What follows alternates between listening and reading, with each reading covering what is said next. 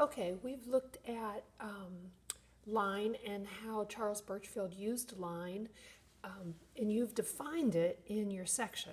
So line is the path of a moving point. That's kind of lofty, don't you think? But I love Paul Klee. You say that, Klee. I love his definition of line. He said a line is a dot that went for a walk.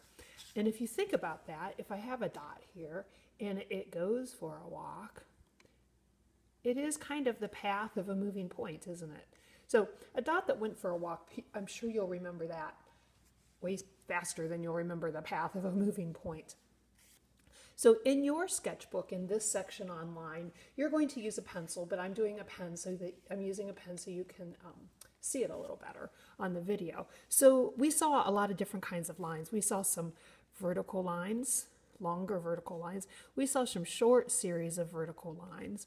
We saw in the tree those jagged lines. And I like how he repeated, kind of echoed those lines over and over again. We saw some lovely curved lines in the other tree. There were two trees, weren't there? We saw some vertical lines. We saw a lot of diagonal lines. Now, lines can create a sense of movement when they're diagonal or when they're repeated. There's a rhythm and a movement there. So lines will create a sense, and this is of something, and that's why artists use them. So I want you to look around the room, which is what I'm doing, and I'm looking for different kinds of lines. Look at these lines. Lines. Then I have this line in the sketchbook coming over, and then I have, you could almost make a little short fat line. Remember the windows? Some short fat lines. So they can be fat too.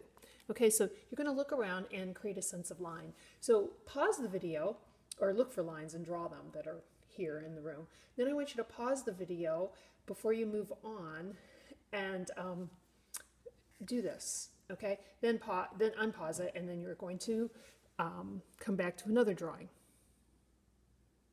Okay, so now that you've done this and you've done some of your own lines, hopefully not copying mine, you're going to do what we call a contour line drawing. Contour line means it's the edge. Okay, sometimes you have an outline drawing, but we're not doing an outline. We're doing the edge of everything. So I'm going to just sit here and look out my window. So I'm at home.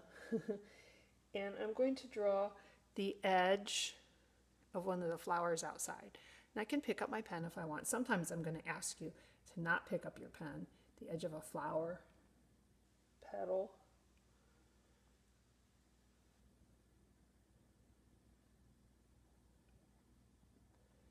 Just looking, and I like to refer to, when I'm teaching people this, that there's a little bug crawling along the contour of everything, and he's called a contour bug. And when he turns a corner, your eye should turn with it. You are, remember that path of a moving point? So that bug is your little moving point. And I'm creating just kind of, and it's not a very pretty little drawing, but it is a contour drawing. It's the edge. I've not done any shading. Okay, so look around the room, find something out of your supply box, or it can even be something like a pen or a pencil. And I want you to do a contour drawing. So there's no shading, and it's only showing the edge of everything.